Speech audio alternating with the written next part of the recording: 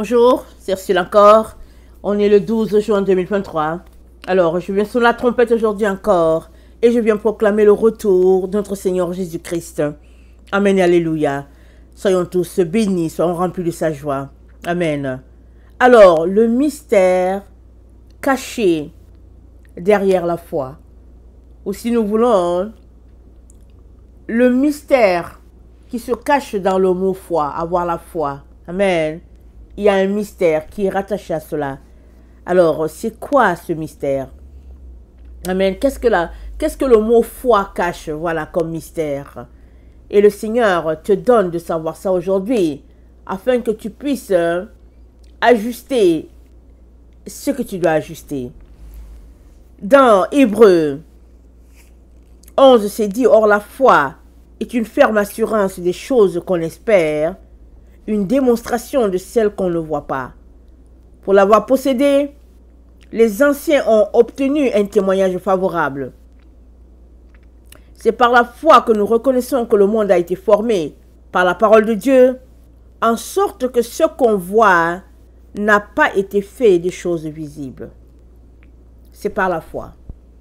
C'est-à-dire, on n'était pas là, mais c'est la foi qui fait que on s'accorde à ce que la parole dit et on répète ce qui a été répété. Et la Bible nous dit que Dieu a dit pour que tu puisses aussi dire. De telle sorte que chaque fois que tu répètes la parole de Dieu, la chose se manifeste. Pourquoi? Parce que tu t'accordes avec Dieu à 100% et tu dis ce qu'il a dit. Bien sûr, ton attitude, ton comportement à tous les niveaux doit être tel que Dieu attend de toi. Et la chose va se manifester. Parce que c'est Dieu qui a dit la parole. Toi, tu l'as juste répété. Tu l'as répété avec foi en t'accordant. Alors, il n'y a pas moyen que la parole de Dieu n'arrive pas. Voilà pourquoi il est important de s'éloigner de l'iniquité si on confesse le Seigneur. Parce que la Bible dit, quiconque confesse le Seigneur Jésus, qu'il s'éloigne de l'iniquité. Parce que ce que tu dis va arriver. Parce que tu as décidé de marcher avec Christ. Tu as décidé d'être en intimité avec Jésus. Tu as décidé de faire partie de la lumière en étant avec Christ. Tu ne peux pas en même temps être avec les ténèbres. Voilà pourquoi il est important que tu t'éloignes des ténèbres le plus rapidement. Tu ne peux pas être à cheval sur deux endroits. Et c'est le défi de tout un chacun. Tout un chacun, jusqu'à ce que notre corps mortel passe à immortel et soit transformé à la gloire de notre Dieu. Amen. Alors, la foi a son mystère. Dans 1 Jean 4, voilà ce que l'apôtre Jean nous dit. Dans 1 Jean 4, le verset 4, l'apôtre Jean nous dit, vous petits enfants, vous êtes de Dieu et vous les avez vaincus parce que celui qui est en vous est plus grand que celui qui est dans le monde. Eux, ils sont dans le monde. C'est pourquoi ils parlent d'après le monde et le monde les écoute. Nous sommes de Dieu. Celui qui connaît Dieu nous écoute. Celui qui n'est pas de Dieu ne nous écoute pas. Waouh, l'évidence est là. Celui qui est de Dieu t'écoute quand tu parles de Dieu. Celui qui n'est pas de Dieu ne t'écoute pas. Et ça va de soi. Et c'est normal. Donc, si tu es avec des gens, ils disent qu'ils sont chrétiens, regarde juste ce qu'ils font. Les conversations qui sortent de leur bouche. Et tu sauras s'ils sont de Dieu ou pas. Et ce sera un nouveau départ pour toi. Parce que si tu avais des enfants de Dieu et qu'ils ne font que parler de politique, de sport, des choses de la vie, Tu dois t'arrêter pour dire, non, ils ne sont pas de Dieu. Ce n'est pas possible d'être avec les enfants de Dieu qui se réclament de Dieu, mais ils ne parlent jamais de Dieu. Ce n'est pas possible. C'est un point culminant dans ta vie. Si tu règles ce problème-là, peut-être c'est un point peut-être profond qui peut te faire basculer dans les questionnements, hein, mais c'est important et c'est nécessaire. Parce que tu ne peux pas en même temps être de Dieu et en même temps écouter les gens du monde ou bien faire les choses des gens du monde. Ce n'est pas possible. À un moment donné, tu as besoin d'être entier avec ton Dieu ou bien entier avec son ennemi, avec son opposant. Il dit, c'est par là que nous connaissons l'esprit de vérité et l'esprit de l'erreur. Waouh, quelle clarté. Quelle clarté. Souvent, on ne s'arrête pas sur les paroles, mais elles sont tellement évidentes quand on les passe au peigne fin. On ne peut pas en même temps dire qu'on est de Dieu et en même temps passer son temps à écouter les feuilletons et à demeurer dans les choses du monde. Ça ne marche pas. Ça ne marche pas. Il fut une étape dans ma vie où j'étais confrontée à cela. C'était profond, ma détresse. J'ai dit, Seigneur, je ne comprends pas. Je ne comprends pas, Jésus. Je ne comprends pas. Pourquoi est-ce qu'on ne peut pas être dans une atmosphère où on parle de toi? Pourquoi est-ce qu'on parle de toi juste à l'église et qu'une fois qu'on sort de là, c'est fini, on ne te connaît plus? Seigneur, qu'est-ce qui se passe?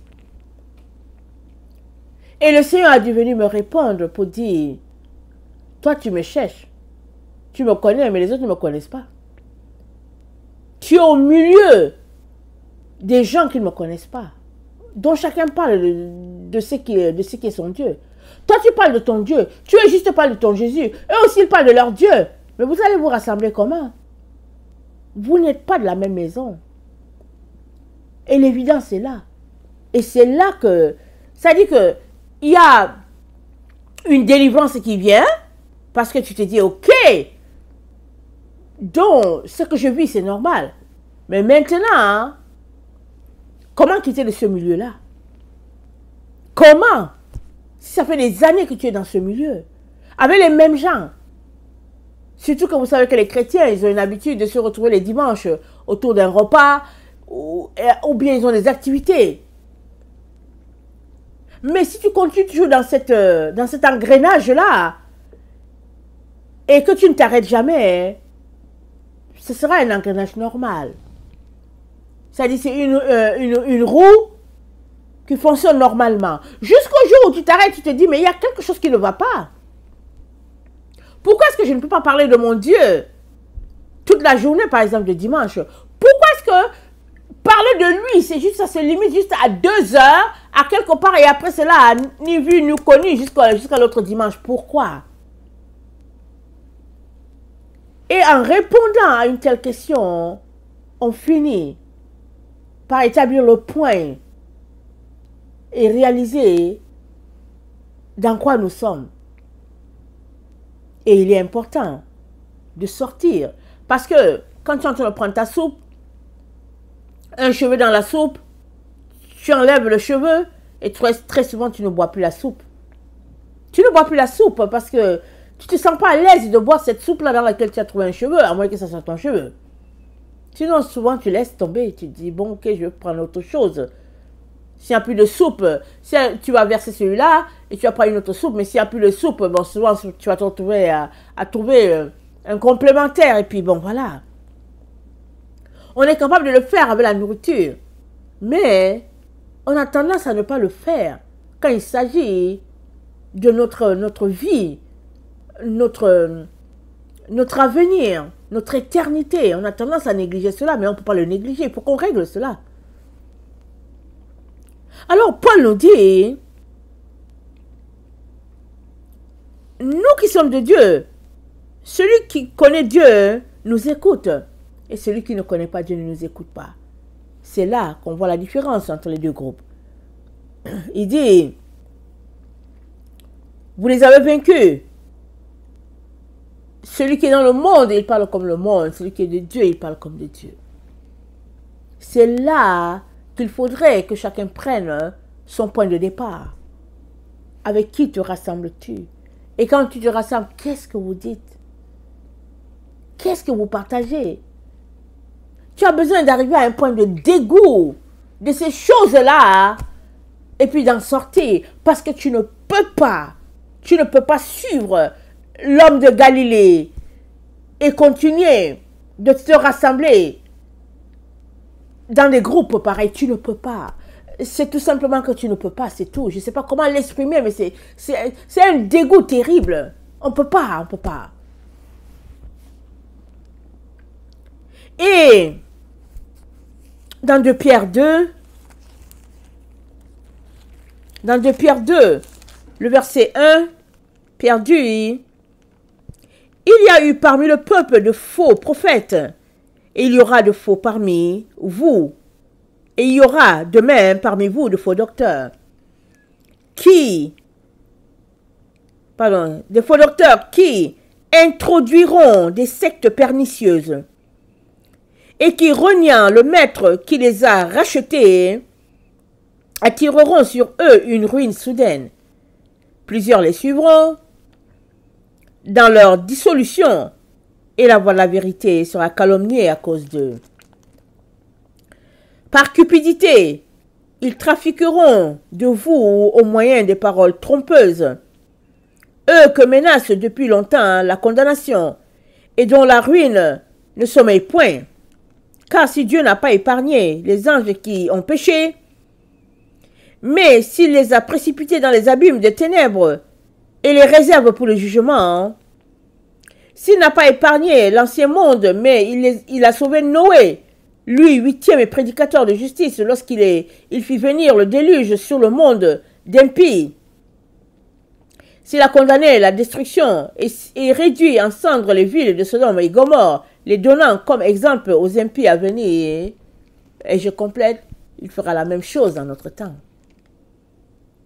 Dieu est le même. Ce qui est souillure, abomination dans les temps anciens, c'est la même chose encore dans notre temps.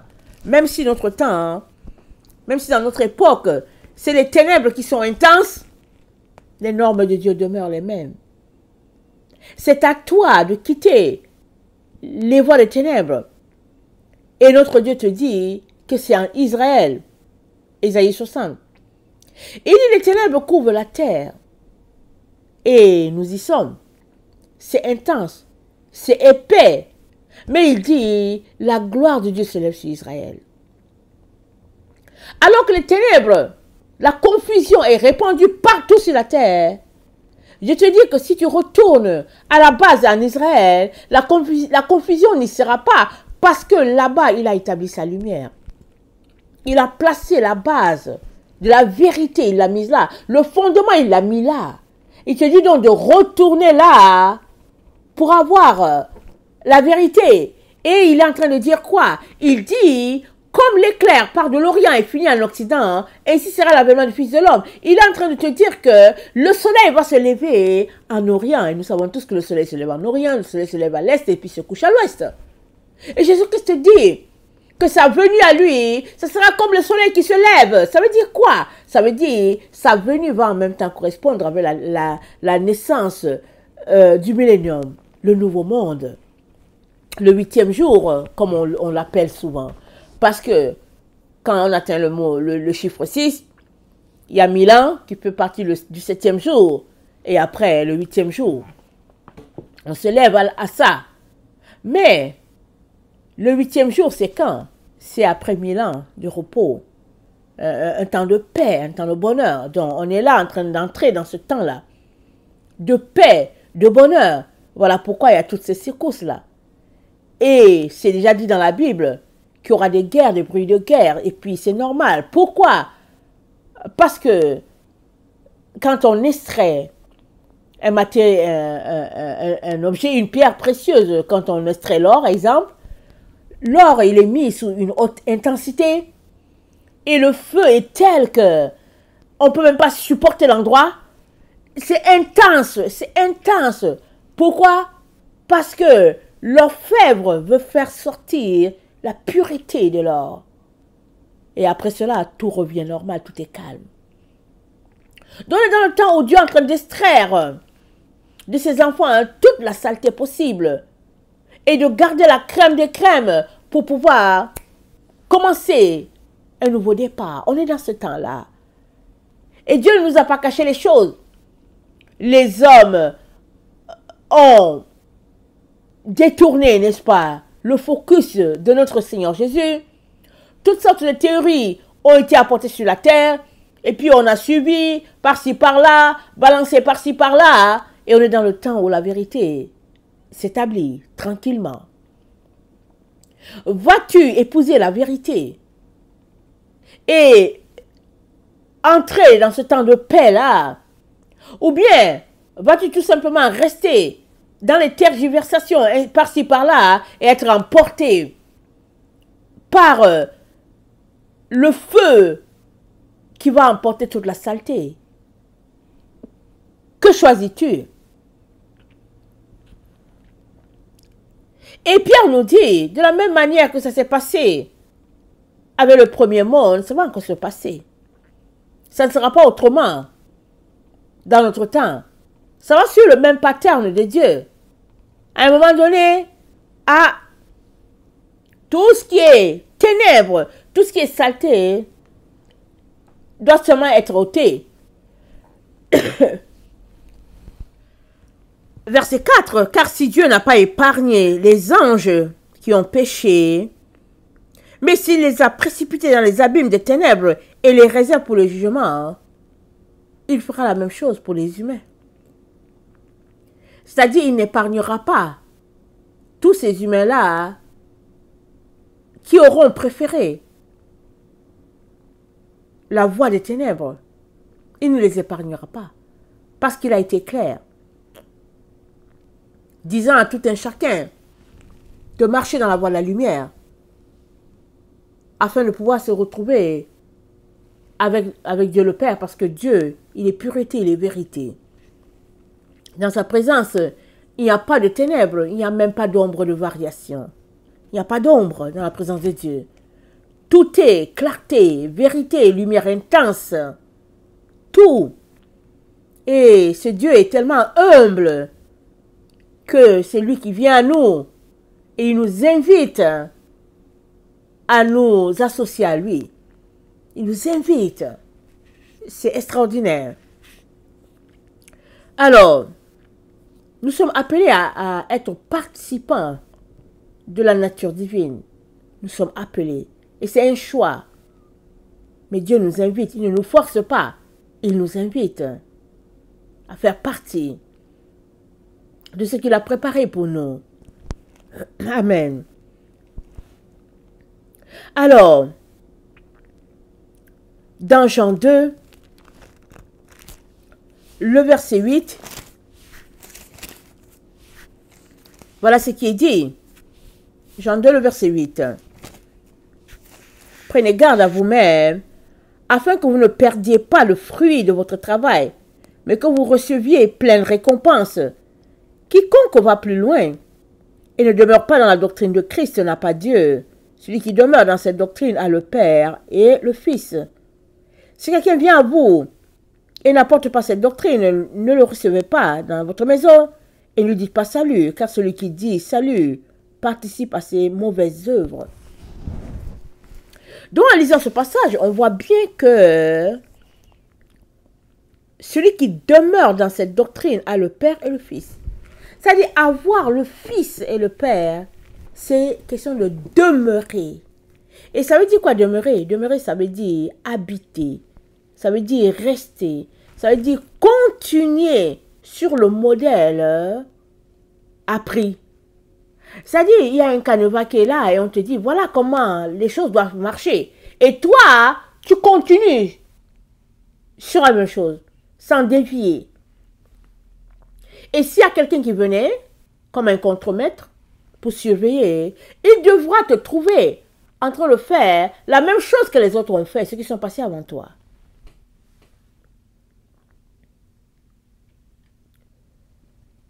Et faire la même chose, c'est ça la preuve d'amour. Parce que au verset 6, on est en train de lire dans Jean 2, au verset 6, c'est dit, l'amour consiste à marcher selon ses commandements.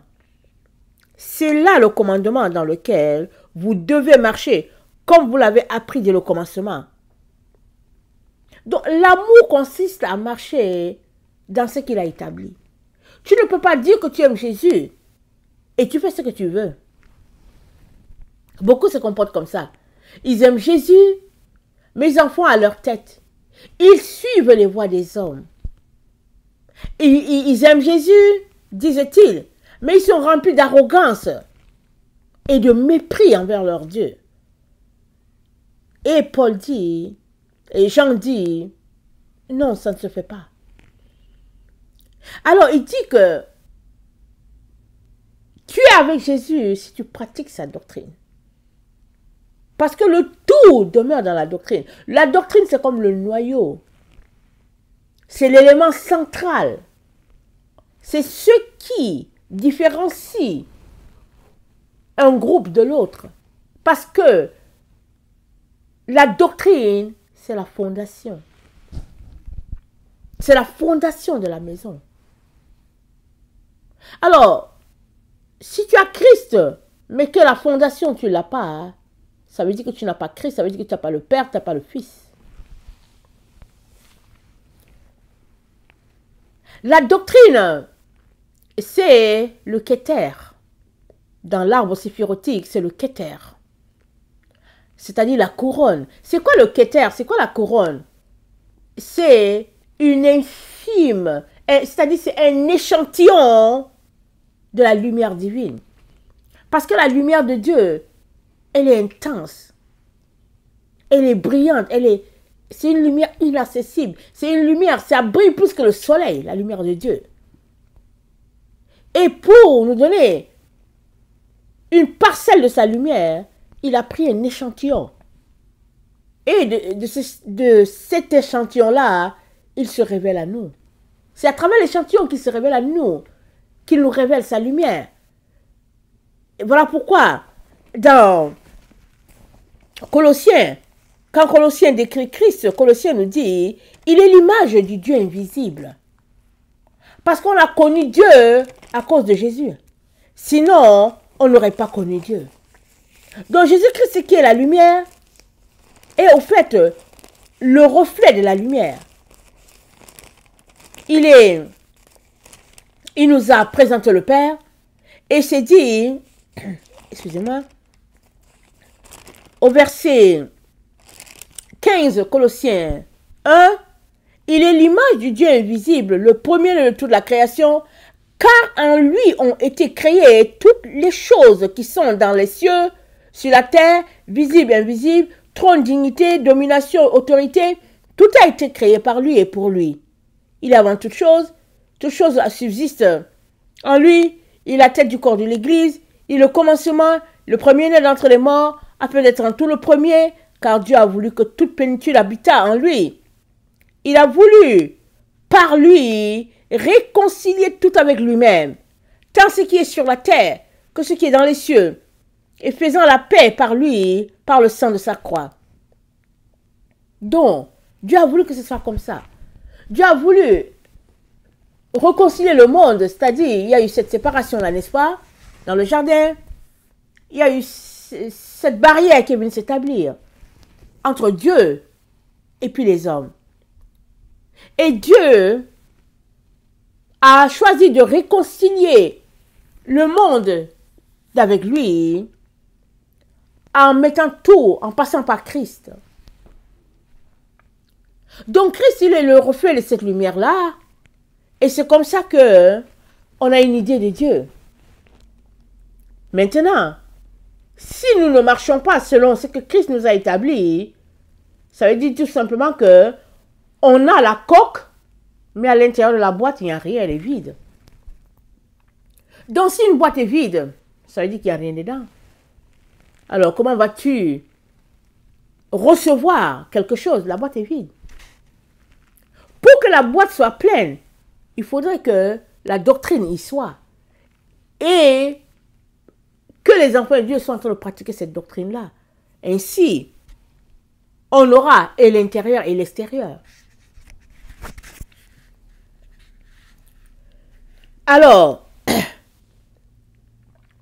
dans Colossiens 2, le verset 6, Paul dit ainsi donc, comme vous avez reçu le Seigneur Jésus-Christ, marchez en lui, étant enracinés et fondés en lui, et affermis par la foi. Nous sommes enracinés, nous sommes fondés, nous sommes affermis par la foi. Oh, la foi vient de ce qu'on entend.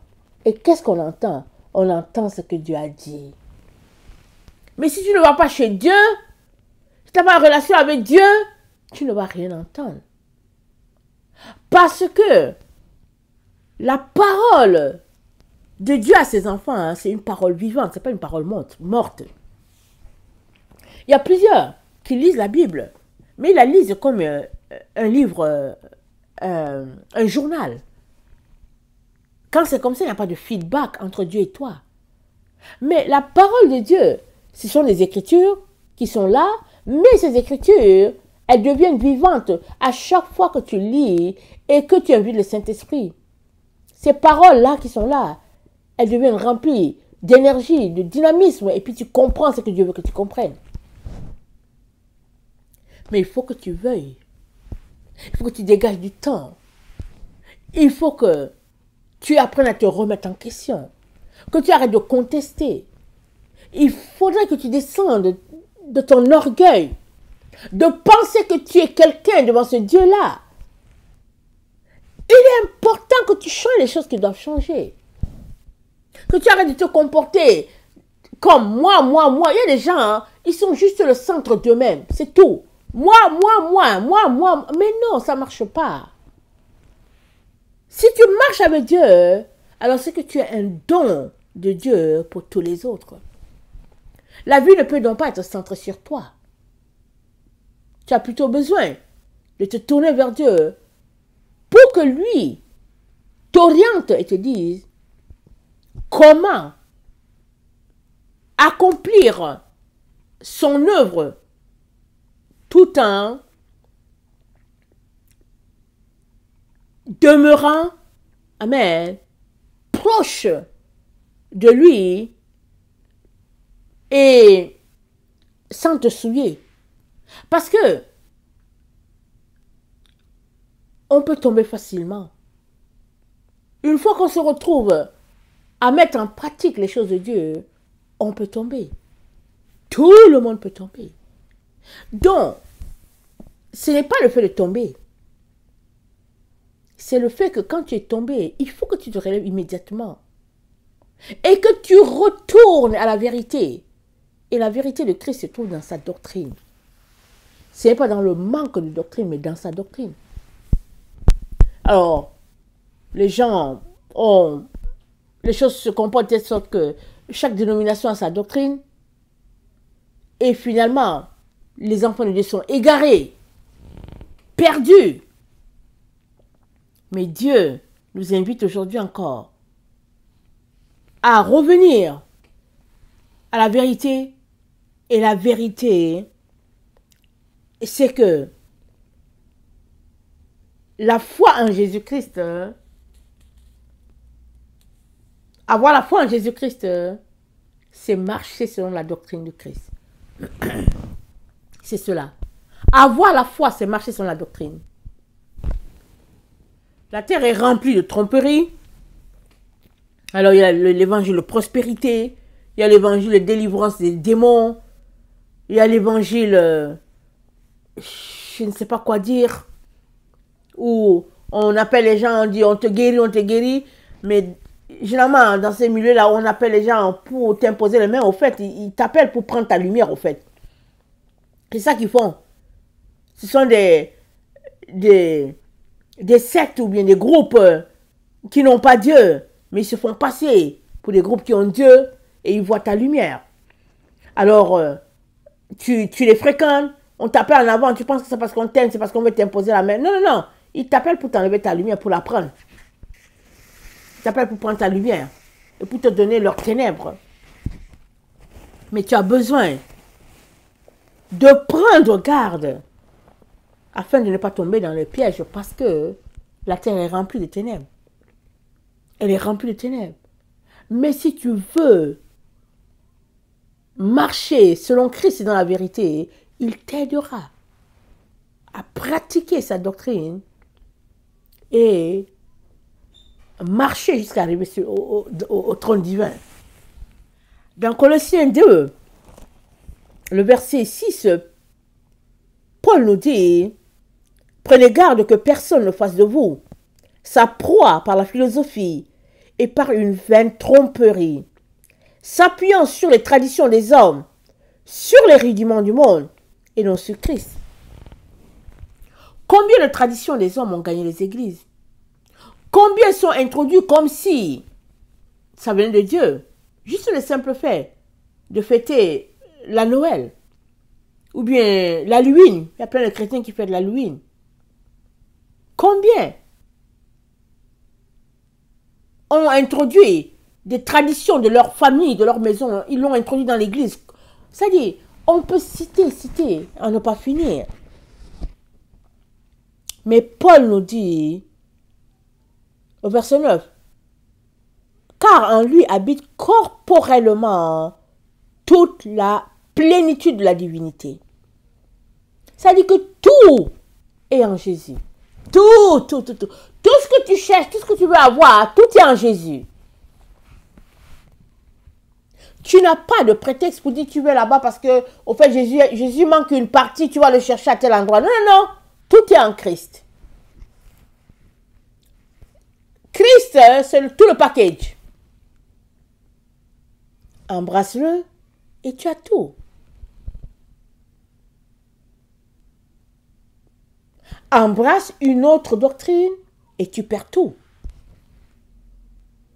Il suffit juste que tu vas ailleurs. C'est fini. Même si tu gardes 97% de Christ, la doctrine de Christ, et que 3% tu viens mélanger, non, tu as tout perdu. Parce que Jésus, c'est un package en entier. C'est lui ou bien c'est pas lui. C'est tout. Il ne se mélange pas. On ne mélange pas ce qui est pur à ce qui est souillé. C'est pas possible.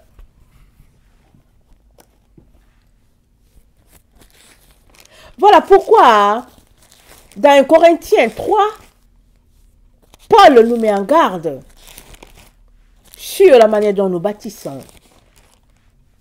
Alors, 1 Corinthiens 3,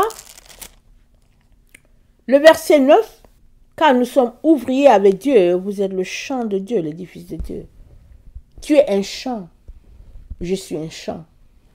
Tu es un édifice, je suis un édifice.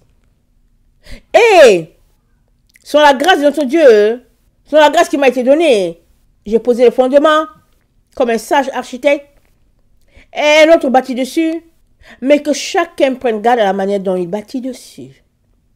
Car personne ne peut poser un autre fondement que celui qui a été posé, savoir Jésus-Christ.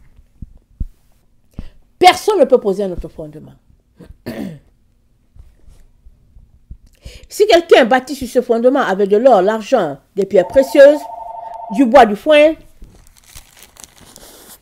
du chaume,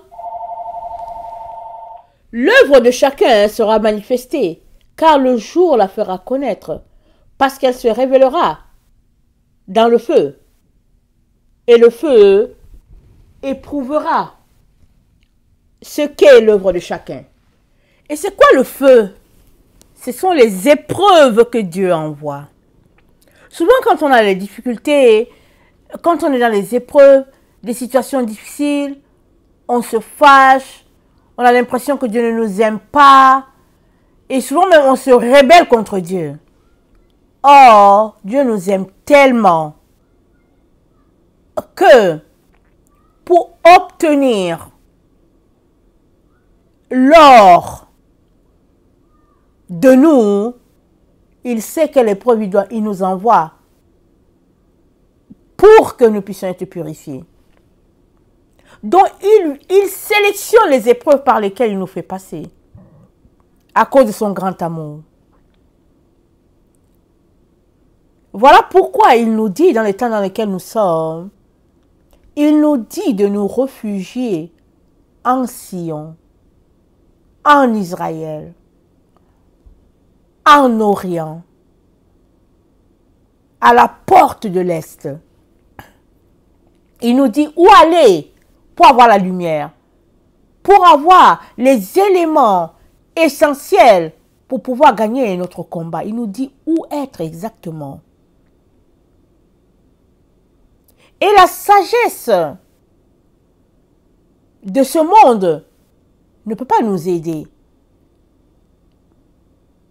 Sa sagesse à lui, il l'a placée en Sion, en Israël, dans la doctrine de Christ. C'est là qu'il a placé tout ce dont nous avons besoin pour être conforme à ce que notre Dieu attend de nous. Il a tout placé là-bas.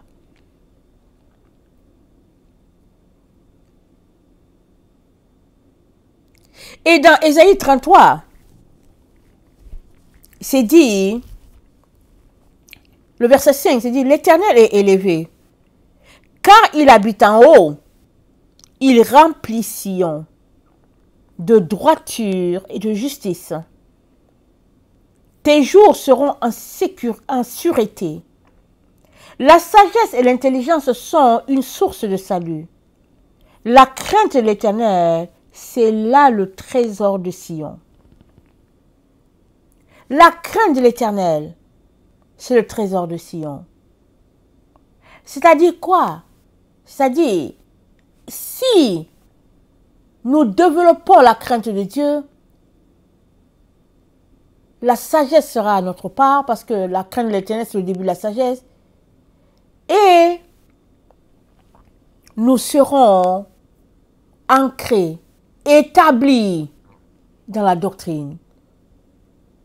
Et quand le moment viendra de faire passer tout un chacun dans son feu, on sortira de là purifié. Parce que en nous, il y aura le solide, il y aura la base.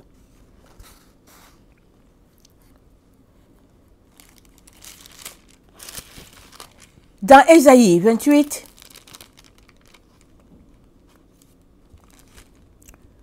le verset 16, Dieu nous dit, « C'est pourquoi ainsi parle le Seigneur l'Éternel.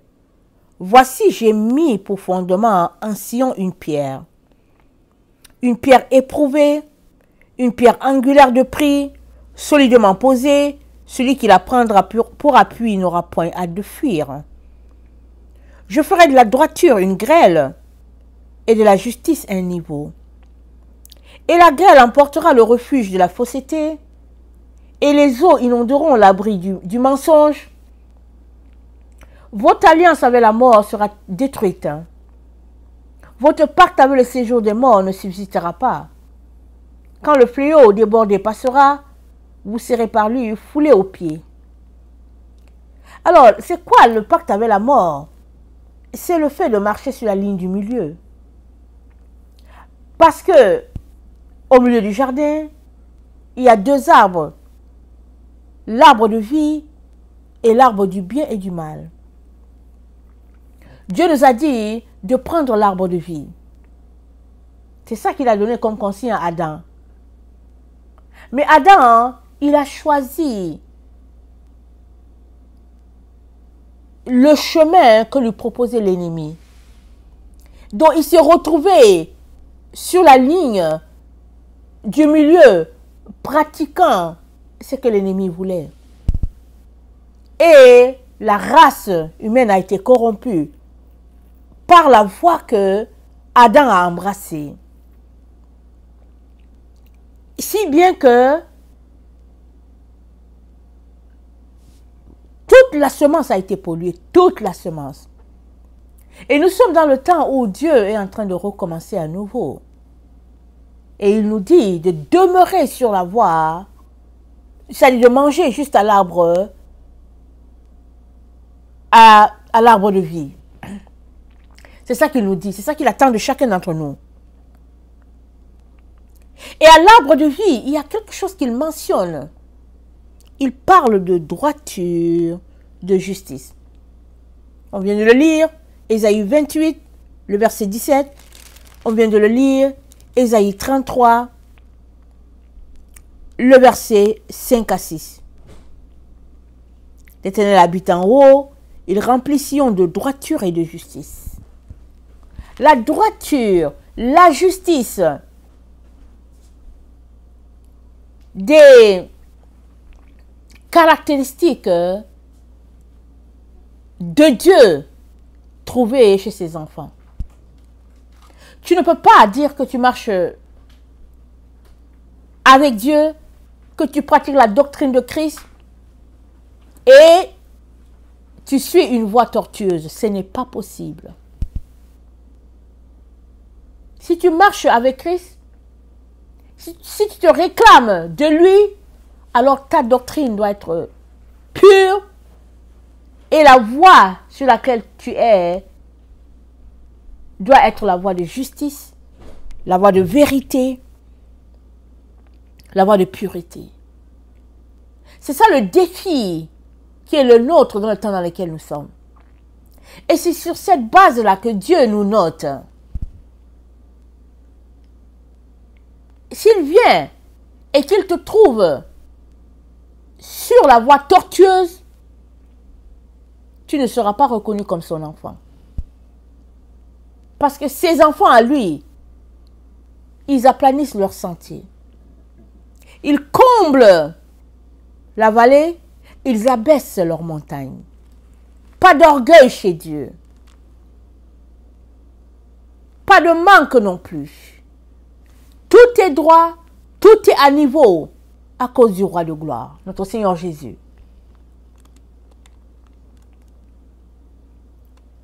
Nous sommes dans le temps où Dieu est en train de nous enseigner, précepte sur précepte, ligne sur ligne. C'est ça qu'il est en train de nous enseigner.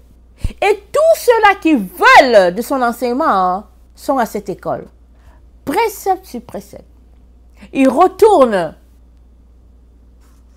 à la porte de l'Orient, en train d'apprendre les bases, les rudiments de notre Dieu, que notre Dieu a donné à Israël. Ils retournent. Mais si tu ne veux pas retourner et que tu préfères continuer sur la voie, je préfère te dire tout de suite que tu ne te rendras pas parce que tu es dans un cul-de-sac.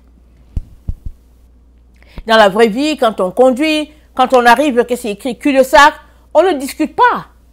On ne fonce pas avec notre voiture sur la forêt ou bien sur le béton qui est là. Non, non, non.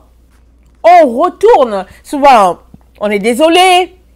On se dit, oh non, mais c'est pas possible, mon GPS m'a induit en erreur. Mais on retourne. On voit l'autoroute de l'autre côté, mais on ne peut pas foncer. Il y a le béton qui est là, souvent ça bat. Ou bien il y a un mur qui est là, c'est établi. Souvent c'est là, c'est les limites qui sont là, fixées par la ville. Et puis, non, on retourne tout bonnement. Comment se fait-il qu'on est capable de faire cela dans notre quotidien? Et que quand vient le moment de le faire pour notre avenir, pour notre éternité, on refuse. Pourquoi? Parce qu'on se trompe par des faux raisonnements. On se dit que Dieu va comprendre. Voilà ce qui nous trompe. Dieu va comprendre, ou bien on va dire, mais non, il ne faut pas exagérer, Dieu n'est pas comme ça. On a une idée de Dieu qui n'est pas. On argumente, on justifie. Pourquoi? Parce qu'on n'a jamais élevé notre Dieu au stade où il est. On vient de lire Ésaïe 33, que notre Dieu est élevé. Dieu est-il élevé à ton niveau? S'il est à ton niveau, alors tes actions devraient le montrer, le prouver. Il est donc très important que nous puissions ajuster notre vie avec ce mystère-là. Le mystère qui se cache derrière le mot foi. Parce qu'avoir la foi en Christ, c'est pas juste de dire que je suis chrétien, je suis baptisé, je parle en langue. Non, non, non, non. Ça, c'est la religiosité. Non, non, non, non, non. Avoir la foi en Christ, c'est pratiquer sa doctrine. C'est vivre et marcher comme les Lévites ont marché du temps de Moïse. Ils étaient consacrés à Dieu. Ils donnaient tout leur temps pour la maison de Dieu, pour l'œuvre de Dieu. Et Dieu dit, ils ont marché dans la droiture devant moi. Ils ont craint le nom de Dieu. Ils ont honoré leur Dieu. Et Dieu en parle encore aujourd'hui avec beaucoup d'amour, avec beaucoup de compassion. Il en parle dans le livre de Malachie, il en parle dans le livre d'Ézéchiel. Il parle des Lévites qui l'ont aimé, qui l'ont élevé. Combien devrais-tu l'élever, toi qui as bénéficié de la mort du Fils de Dieu? Toi qui as été lavé par le plus précieux de tous les sangs. Un sang sans péché, un sang sans tache, ça a été versé pour toi. Combien devrais-tu t'arrêter et considérer ce sacrifice-là ultime pour ta vie et la vie des tiens? Combien devrais-tu t'arrêter? Que le Seigneur bénisse sa parole, que tout un chacun, nous puissions nous examiner et ajuster ce qui a ajusté. Parce que Jésus-Christ vient comme un voleur. Il l'a dit plus d'une fois. On nous a présenté sa venue comme un spectacle où tout le monde va regarder, et puis même les gens qui n'ont pas le Seigneur. Mais il nous dit qu'il vient comme un voleur. Seuls ceux-là qui veillent vont savoir. Les autres ne sauront pas. Les autres ne sauront pas. Alors, quand notre Dieu est venu pour détruire Sodome, quand on lit dans Genèse, il n'allait pas chez Abraham. Il passait. Abraham les a vus, il y allait les accueillir. Pourquoi est-ce que c'est important? Parce que Abraham veillait. Abraham veillait. Il a connecté à ce moment-là où Dieu passait. Il a dit, venez chez moi. Pour se rendre compte que c'était les envoyés de Dieu qui étaient là. Supposez qu'il dormait, qu'il était sur sa tablette, ou bien sur Facebook. Dieu allait passer, il n'allait pas savoir. Mais Abraham veillait. Alors, il a connecté à ces personnes-là qui étaient en train de passer leur chemin. Même chose. Même chose. Si tu es de ceux-là qui veillent, tu sauras le jour où Jésus-Christ doit venir. Le jour où il est dans la ville, tu sauras. Le jour où il descend sur notre atmosphère, tu sauras. Mais si tu es de ceux-là qui dorment, Jésus-Christ viendra. Tu ne sauras pas qu'il est venu. Tu ne sauras pas qu'il est venu. Et ce serait dommage. Alors,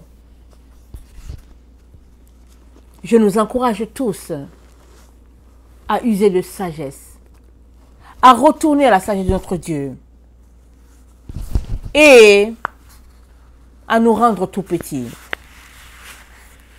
Venir devant lui, les genoux au sol, le supplier, crier au secours, notre Dieu viendra et il nous aidera à sortir de notre gouffre afin de pouvoir connecter avec lui pleinement et de porter son sceau sur nous, c'est-à-dire le Tav, la 22e lettre.